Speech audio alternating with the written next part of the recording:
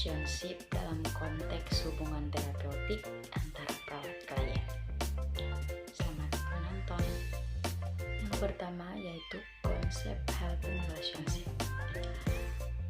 Pada pengertian helping relationship tersendiri yaitu hubungan antara dua atau lebih individu maupun kelompok yang memberikan dan menerima bantuan atau dukungan untuk memenuhi kebutuhan hidupnya sepanjang kehidupan.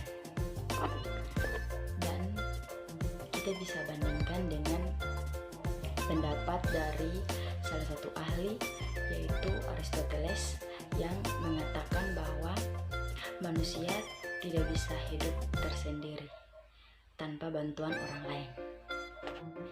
Yang berikut yaitu ciri-ciri helping relationship, yakni hubungan helping adalah penuh makna dan bermanfaat.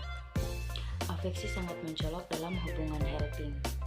Kebutuhan pribadi tampil atau terjadi dalam hubungan helping. Kebutuhan helping terbentuk melalui kesepakatan bersama individu-individu yang terjadi. Saling hubungan atau terjalin karena individu yang hendak dibantu membutuhkan informasi, pelajaran, advice, bantuan, pemahaman, dan perawatan dari orang lain. Hubungan helping dilangsungkan melalui komunikasi dan interaksi. Struktur hubungan helping jelas atau gamblang. Yang berikut, upaya-upaya yang bersifat bekerja sama menandai hubungan helping. Yang berikut, orang-orang yang dalam helping dapat dengan mudah ditemui atau didekati dan terjamin sebagai pribadi. Yang terakhir, perubahan merupakan tujuan dari helping. Yang berikutnya yaitu karakteristik helping relationship dalam hubungan konseling. Yang pertama yaitu ada afeksi. Afeksi sendiri di sini memiliki 2 poin, yaitu hubungan konseling dengan klien pada dasarnya lebih sebagai hubungan afektif daripada sebagai hubungan kognitif. Artinya hubungan lebih secara khusus antara perawat dengan pasien dan tidak dengan secara kognitif kayak secara umum. Yang berikut, hubungan afeksi akan tercermin sepanjang proses konseling, termasuk dalam melakukan eksplorasi terhadap persepsi dan perasaan-perasaan subjektif lain. Yang kedua, intensitas. Hubungan konselor dan klien yang intens ini diharapkan dapat saling terbuka terhadap persepsinya masing-masing. Nah, pada pengertian ini diharapkan bagi perawat dan klien dalam melakukan komunikasi terapeutik atau helping relationship diharapkan untuk saling ketaan antara perawat dan klien, baik dalam masalah pribadi dari perawat, keyakinan, kepercayaannya terhadap klien, dan begitu juga klien terbuka tentang masalah pribadi atau masalah kesehatan terhadap perawat, dan mungkin saja perawat tersebut membantu dengan pemahamannya atau dengan konseling yang lain. Ketiga yaitu pertumbuhan dan perubahan. Hubungan konseling bersifat dinamis. Hubungan konseling terus berkembang sebagaimana perubahan dan pertumbuhan yang terjadi pada konselor dan klien. Hubungan tersebut dilakukan dinamis, waktu terus terjadi peningkatan hubungan sejalan dengan perjalanan hubungan. Yang berikut, privasi. Pada prinsipnya dalam hubungan konseling perlu adanya keterbukaan klien tersebut sebagai bersifat konfidensial.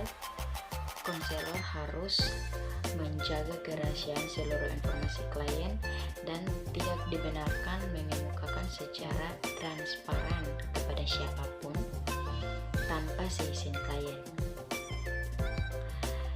Pada pengertian ini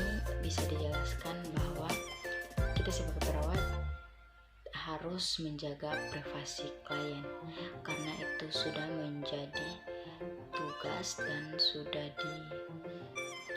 disumpah saat bertugas. Yang berikut yaitu dorongan. Konselor dalam hubungan konseling memberikan dorongan suportif terhadap klien untuk meningkatkan kemampuan dirinya dan berkembang sesuai dengan kemampuannya dalam hubungan antara perawatan klien dengan kesembuhan. Jadi di sini perawat bertugas untuk menyuportkan pasien dalam meningkatkan kesehatan klien. Yang berikut kejujuran. Saling kejujuran dan keterbukaan serta adanya komunikasi terarah antara konselor dengan kliennya. Dalam hubungan ini tidak ada sandiwara dengan jalan menutupi kelemahannya atau menyatakan yang bukan sejatinya. Klien maupun konselor harus membangun hubungannya secara jujur dan terbuka, karena kejujuran menjadi prasyarat bagi keberhasilan konseling dalam melakukan pelayanan asuhan keperawatan terhadap perawat maupun pasien.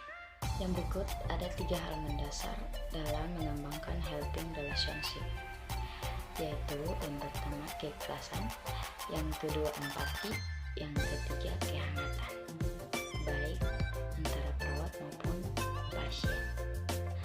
Karakteristik dalam melakukan helping relationship yaitu kesadaran diri terhadap nilai yang dianutnya. Pada karakteristik ini, perawat harus mampu menjelaskan kepercayaan atau nilai yang dianutnya.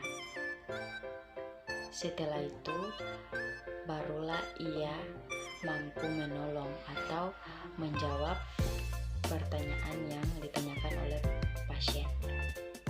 Yang kedua, kemampuan untuk menganalisa perasaannya sendiri.